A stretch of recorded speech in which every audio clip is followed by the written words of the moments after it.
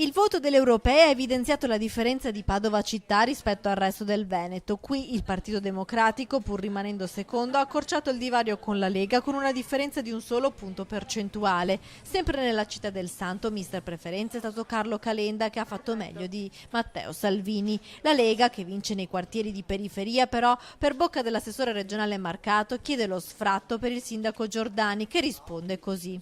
Chissà come mai che ha fatto il peggior risultato, ma non mi interessa il peggiore o il migliore, a me interessa che Padova sia soddisfatta, ma non di me, dell'amministrazione come viene gestita Padova. Questa è una cosa, a me ha fatto piacere, non mi ha fatto piacere la Lega che perda, vinca, non mi interessa, a me interessa Padova in senso assoluto. Il sindaco, che da sempre si chiama fuori dalle logiche della politica nazionale, guarda il risultato delle europee, ma poi si concentra subito sugli impegni cittadini. Sono il sindaco di tutti, dice, lavoro solo per la mia città, con il dialogo. Io non sono politico, non faccio politica, a me interessa una cosa sola, che Padova vada avanti.